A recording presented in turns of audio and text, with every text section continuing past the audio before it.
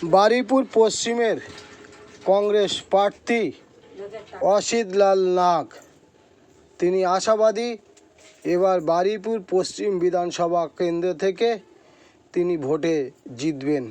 তাই তিনি প্রতিদিন বিভিন্ন এলাকায় তিনি ভোট প্রচার করছেন এবং সাধারণ মানুষদের সঙ্গে সংযোগ করছেন তিনি।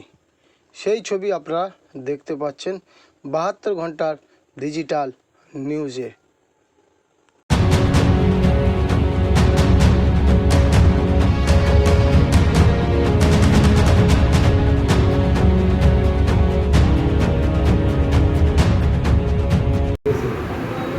বারুইপুর পশ্চিমে আমি অসিত লাল নাগ দীর্ঘ 55 বছর ধরে কংগ্রেস করছি। ছাত্র পরিষদ, যুব কংগ্রেস সংগঠন থেকে এখন কংগ্রেসের দায়িত্বশীল একজন কর্মী আমি। সেখানে আমার একটা যোগাযোগ পরিচিতি মানুষের সঙ্গে দীর্ঘদিনের এবং বিভিন্ন সামাজিক কাজকর্মের সঙ্গে আমি যুক্ত। বারুইপুরে খেলাধুলো, সাংস্কৃতিক সংগঠন সমস্ত কিছুর সঙ্গে আমি যুক্ত। আজকে তাই আমি আশা করি বারুইপুরের মানুষ কংগ্রেসের আমি প্রার্থী হিসাবে সেই দাবি আমি রাখতে পারি। সবার কাছে আমি অনুরোধ করেছি, তারা আশা দিচ্ছেন যে আপনার যে পরিচিতি, আপনার যে পরিচয়, সেই পরিচয় বারুইপুরের মানুষ জানে। আপনি বারুইপুরের মানুষের কাছে নূতন কেউ নন।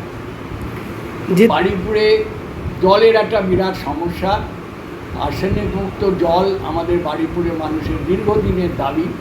এখনও জল আসছে, কিন্তু সেই জলটা অপ্রতুল।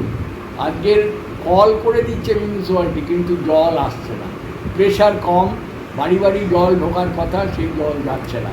তারপরেও নিকাশি ব্যবস্থা এত বেহাল, এই নিকাশি ব্যবস্থাটাকে আরও উন্নত করা দরকার। আমাদের এখানে জল হলেই আমাদের গলিগালা রাস্তাগুলো ড্রেন হয়ে যাচ্ছে। আমার মনে হয় প্রথম কাজ এই পানীয় জলের এবং এই ড্রেনের নিকাশি ব্যবস্থা সুব্যবস্থা করা। তরফ থেকে আমরা কংগ্রেস কর্মীরা যারা আমরা কংগ্রেস করছি, আমাদের দীর্ঘদিন ধরে কংগ্রেসের কোনো প্রার্থী বারুইপুরে পশ্চিমে আমরা পাইনি। সেই কারণেই এবার কংগ্রেস কর্মীদের মধ্যে বিশেষ করে সাধারণ গ্রাম বাংলার মানুষের কাছে একটা উৎসাহ উদ্দীপনা দেখা দিচ্ছে যে দীর্ঘদিন কংগ্রেস প্রার্থী পাইনি, আমরা এবার কংগ্রেস প্রার্থী পেয়েছি এবং অসিতদার মতন একজন পুরনো মানুষকে আমরা পেয়েছি। কর্মীরা খুব উৎসাহী এবং তারা খুব লড়াই করছে যে সিপিএমের বিরুদ্ধে আমাদের লড়াই, এই লড়াই আমাদের চলবে। তৃণমূলের যে দুর্নীতিগ্রস্ত যে সমস্ত প্রশাসন যেভাবে আজকের সে সাহায্য করে যাচ্ছে, তার বিরুদ্ধেও কংগ্রেস লড়াই করবে এবং সিপিএম তৃণমূল আজকের যা শাসন করে এসছে তার বিরুদ্ধে মানুষের লড়াই জারি থাকবে। আর বিজেপি বলছে আমরা পরিবর্তন আনব। বিজেপি পরিবর্তন আনতে পারবে না, কেননা বিজেপির প্রতি মানুষ যে আজকের আস্থা হারিয়ে ফেলছে, সেটা কেন্দ্রীয় সরকার যা কাজকর্ম করছে তাতে পশ্চিমবাংলার মানুষ সেটা হাড়ে হাড়ে টের পাচ্ছে। মানুষ আমাকে সাহায্য এবং সহযোগিতার হাত বাড়িয়ে দিয়েছে, এটা আমি বলতে পারি।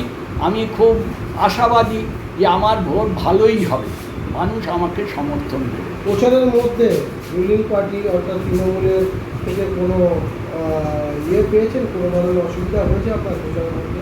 ব্যাপারে বলি, আমি বারুইপুরে দীর্ঘ 55 বছর কংগ্রেস করার সুবাদে যারা তৃণমূল করতেন তারা আমার উপর কোনো রকম, তারা মোটামুটি যারা বলছেন কংগ্রেস অসিতদা দীর্ঘদিন থেকে কংগ্রেস করছেন, অতএব অসিতদার উপর আমাদের আর কিছু বলার নেই। মানে নির্বিঘ্নে প্রচারটা হয়েছে। আমি এখনো পর্যন্ত করছি।